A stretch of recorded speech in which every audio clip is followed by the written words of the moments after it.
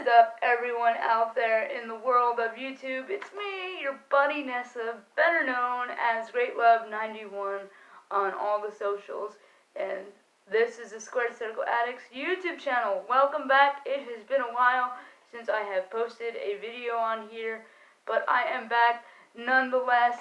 Last night we witnessed the Royal Rumble, and I am here to talk about the pros and the cons.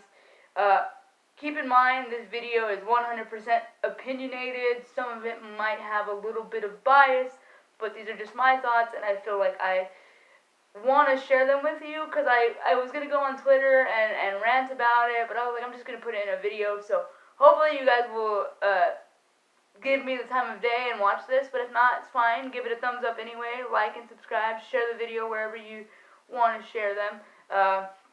But yeah, the Royal Rumble,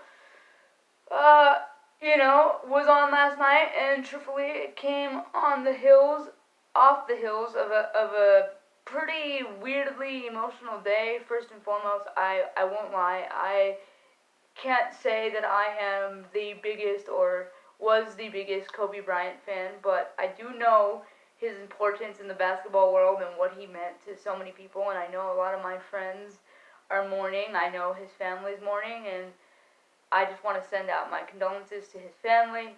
Not only did he pass away, but his daughter also passed away at just 13 years old, and then of course I believe it was like 4 other people.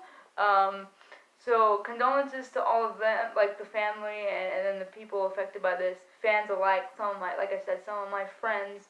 I am sending you nothing but love. So yeah, I mean, yesterday was a weird day. We went into Royal Rumble sad, if you will, and as wrestling does for a lot of us, we looked to wrestling to pick us up and make us feel better. And I know it did that for a lot of people.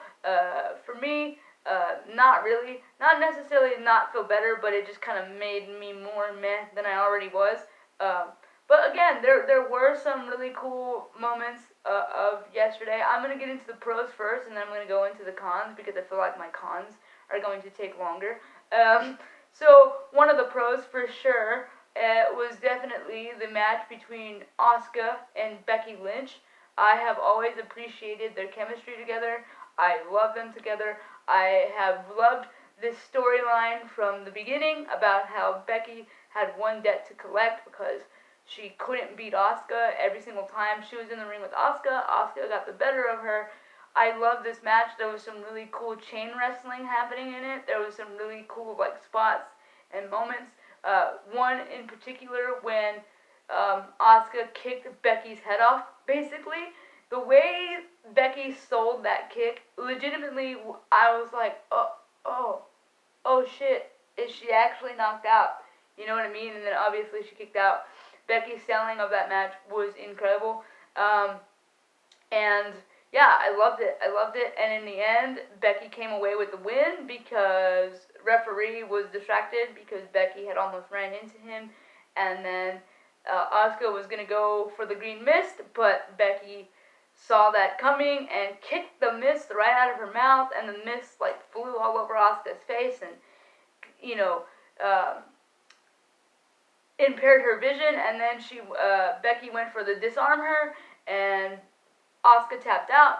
Now, a lot of people are pissed that Becky made Asuka tap out, and I don't necessarily understand where that anger is coming from, because last year, Asuka made Becky tap when Becky was in the middle of her rise to WrestleMania, and truthfully, I thought that was a bad booking decision. I was like, they made the man tap out? Really? I understand that they wanted Asuka to win, but they could have done it, in a roll-up or some other way where Becky's not actually tapping. So I feel like the people that are getting mad that Asuka tapped should have given that same energy to when Becky tapped, because to me that was more of the wrong decision back then.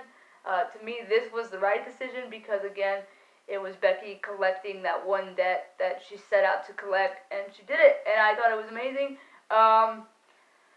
Another match on the card that was awesome was the strap match between Daniel Bryan and The Fiend Bray Wyatt.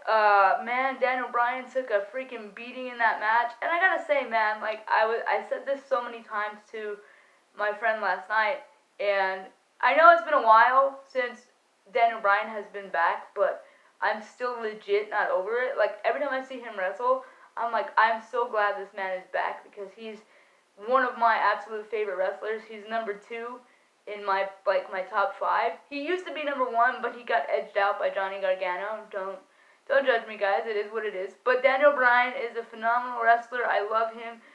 If you have a bad match with Daniel Bryan, it's not him. It's you. Legitimately, it's his opponent, not him. I should say. But good match. It went the way that I thought it would with The Fiend retaining. I just don't see The Fiend losing anytime soon.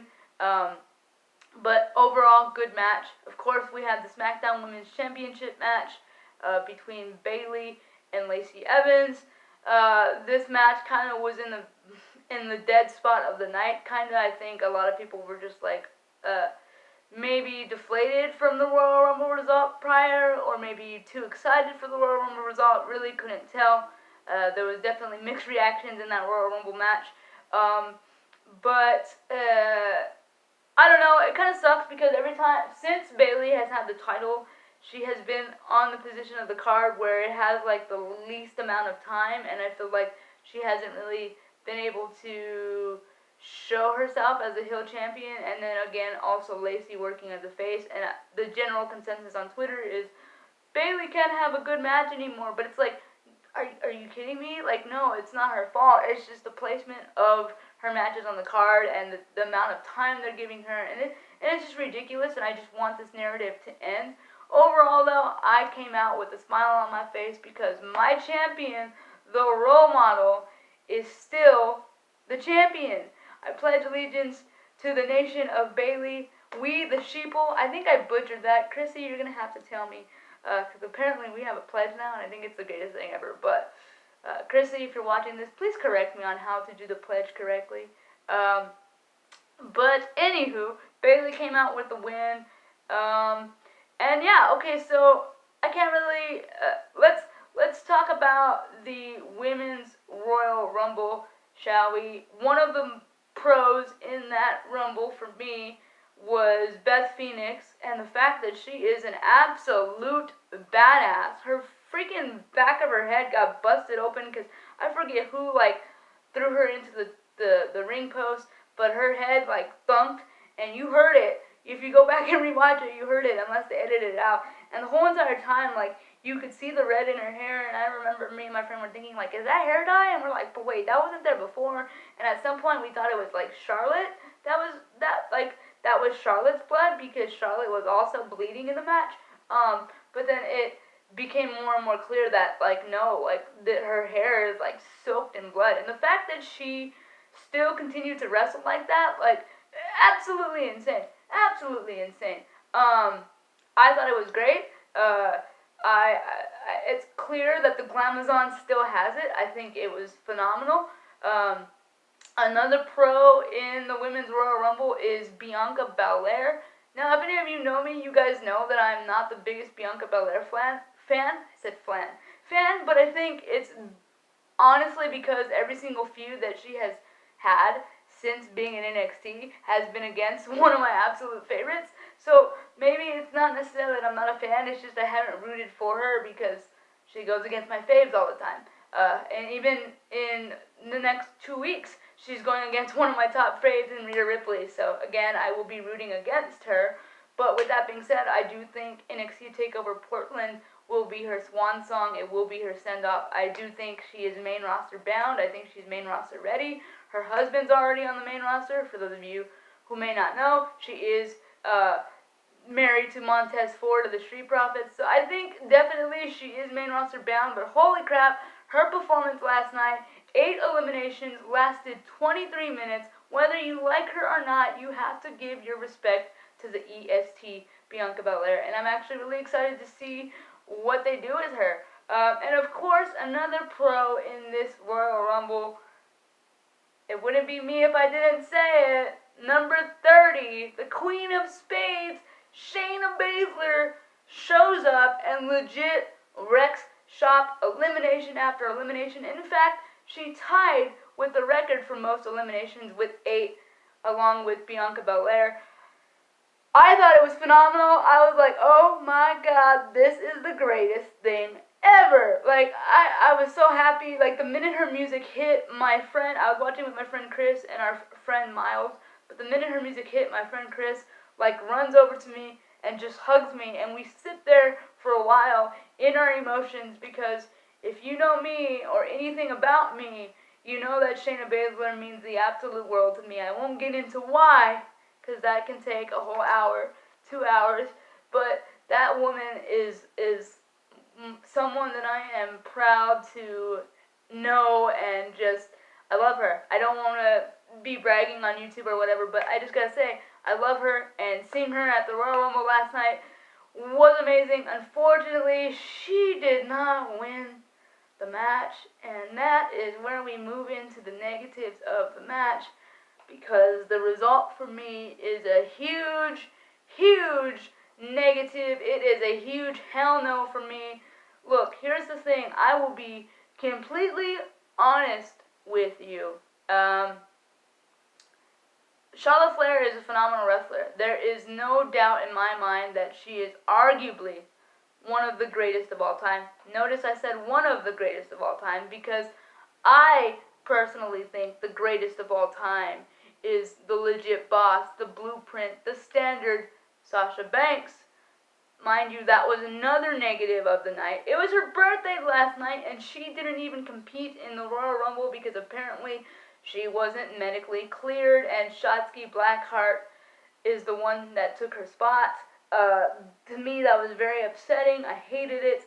But back to Charlotte Flair. Charlotte Flair winning the Royal Rumble. Listen, guys. Again, I understand how great Charlotte Flair is. I understand that she is one of the best. There is no denying that, okay? No denying that whatsoever. But at the same time, she's Charlotte freaking Flair. You could legit put her up against anyone. Anyone. A returning legend, an up-and-coming star from NXT, or someone on the main roster that you don't use a lot. Maybe Sarah Logan, perhaps. You could put her against anybody, and she would deliver a great match. I understand the idea that it's Charlotte Flair, and Charlotte Flair should be on the WrestleMania card. I 100% agree with you there. But she does not, and I mean does not, need to be in the title picture. Again, this woman has 10 reigns in 4 years, and I'm willing to bet that WrestleMania will make it reign number 11, and it is so stupid to me. It is so stupid to me. I am so sorry, but I have zero interest in Charlotte versus Becky or Charlotte versus Bayley, because those are matches that we have seen time and time and time and time again. Like, you guys are literally beating a dead horse. Like, no, stop it, stop it, stop it, please stop it. We have 3 months before WrestleMania gets here, so I hope that something happens in the 3 months where the main event of WrestleMania, not necessarily the main event, but the women's title picture is changed. Whether that's a triple threat or whether Charlotte loses her spot at Mania, like, not loses her spot, but loses the title shot. I don't know. Give me something. And the fact that, this is also very annoying to me, the fact that she eliminated Sarah Logan in 27 seconds pisses me off. Look, I get it. Not everyone in WWE is going to be a star. Not everyone in WWE is going to get chances. But for 2 weeks, her and Sarah Logan feuded, and they had these brawls, and Sarah kind of beat her ass for a bit, but at the end, Charlotte ultimately came in the stronger the stronger showing. And I thought, this was my prediction. I said Sarah Logan is going to eliminate Charlotte Flair from the Royal Rumble because Charlotte Flair is overlooking Sarah, but no. Instead, Charlotte Flair eliminated Sarah in 27 seconds. And it's a damn shame, because Sarah Logan is a phenomenal wrestler. If you haven't watched any of her matches on Main Event in the last 3 or 4 months, please go do yourself a favor and do that, because she has genuinely become one of my absolute favorites, and I really do think she is so underrated, and she's a hidden gem, and I just feel so bad for her. I feel bad for Liv Morgan, too, other fellow former member of the Riot Squad. She came in at number, I believe, like 7 or 8, eliminates Lana, which is great. Okay, Lana gets her comeuppance, but then she goes to the top rope And then bam, she gets eliminated by an eliminated Lana. Again, having a very short showing in the Royal Rumble. Last year's Royal Rumble, it was the same thing. And I'm just tired of it, man. Like, what the fudge? Oh, and one more negative about the Women's Royal Rumble. Santina taking up a spot, really? And I get that people are like, it was a comedy relief, relax, okay? But it's like, why didn't you use somebody else in the back? Like, any other woman, literally any other woman could have been in this match, but yet you choose a man dressed as a woman. Like, I don't understand, man. I really don't. Oh, again, I lied. I have one more negative. The fact that Dakota Kai got eliminated before Tegan Nox was able to enter in that match made no sense to me, especially after Worlds Collide on Saturday when Tegan Nox ambushed Dakota Kai and beat her up. I feel like her and Dakota Kai should have had another moment, another scrap to build to their match next week on NXT, but hey, that's just me. But overall, the Women's Royal Rumble was a huge disappointment for me. I was not happy with a lot of it. But again, props to Bianca Belair for being in there for so long. Props to Shayna Baszler. Props to Beth Phoenix. Props to even Alexa Bliss.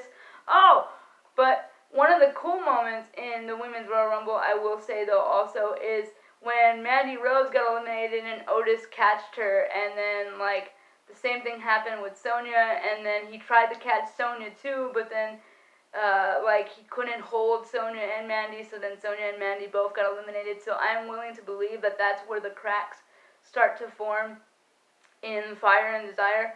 But yeah, overall the Women's Royal Rumble was crap to me, and I'm not happy with Charlotte Flair winning again. I get it, I might have some Charlotte Flair fans watching this video, and I might get a dislike, which is fine.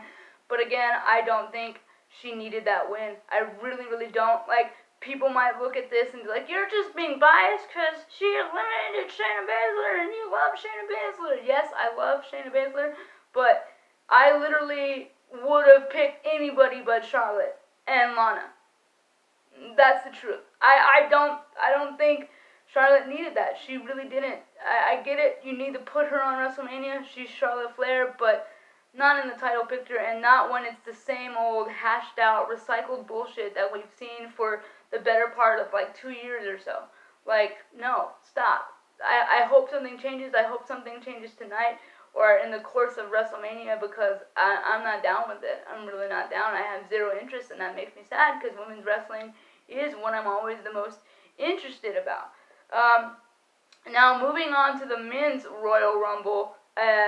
Of course, Brock Lesnar entered at number 1, so the first 15-20 minutes of the Royal Rumble was just him eliminating opponent after opponent, and I gotta admit, it got tiring at one point, but I was like, dude, this is the most Brock Lesnar has ever worked in his life. This is actually really cool to see. He had some really cool characteristic moments, especially when Keith Lee came out, and he was like, oh, big boy, I don't know why, I just thought it was funny, and their stare down was incredible. However, I do think Keith Lee was eliminated way too early. I think they should have showcased him a bit more. However, I'm so glad he was in it. Like I said, Brock Lesnar, he really didn't irritate me, and the fact that he got eliminated the way he did, taking a low blow from Ricochet and then the Claymore kick from Drew McIntyre, that was perfectly needed because they're trying to push Drew as a face, and for him to be the one to eliminate Brock Lesnar made perfect sense, especially with, spoiler alert, Drew McIntyre winning. That elevates him more as a face, and I think it's clear that his opponent that he would choose at Mania will be Lesnar, so hopefully he goes over there, I hope, at least. But yeah, I give Brock props. He actually made me laugh, and I was like, oh, alright, Brock, maybe you're not too terrible. I like when it seems that Brock Lesnar is enjoying himself, and last night it definitely came across that way. However, the bigger story in this year's men's Royal Rumble isn't even the fact that Drew McIntyre beat Brock Lesnar, or not beat Brock Lesnar, but eliminated Brock Lesnar, or won even, and that's no disrespect to Drew, but the biggest story coming out of the men's Royal Rumble is entrant number 21, because entrant number 21 was the Rated R Superstar. That was my best Tony Chimel impression. I probably butchered it, but it was the Rated R Superstar Edge, at number 21. And oh my God, me and my friend just about lost our damn minds. I was like, wait, what is happening? What year is it? This is insane. The minute you heard You Think You Know Me, like, it was, what happened? Like, dude, miracles can happen. God is good. I am so glad to see that man back in the ring. They said that he would never wrestle again. When he had his retirement speech, there was not a dry eye in that arena, and I can guarantee you there was not a dry eye in that arena last night. The look on his face when he came out, when he was looking at the crowd and he looked at the ring, you could tell he was about to break down, as if he was thinking, I never thought I would be here again, but here I am. And it was freaking beautiful, and he did spear after spear, by the way. Screw the camera angles for missing the first spear. I was like, are you fucking kidding me? But whatever.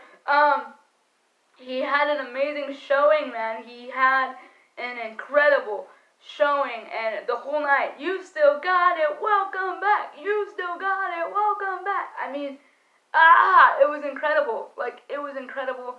He ended up being in the final three. It was Edge, Roman, and Drew McIntyre as the final three, and then Roman, of course, eliminating Edge. Props to Roman for taking that heat and making sure none of the heat fell on Drew McIntyre, especially because they're trying to push him as a face.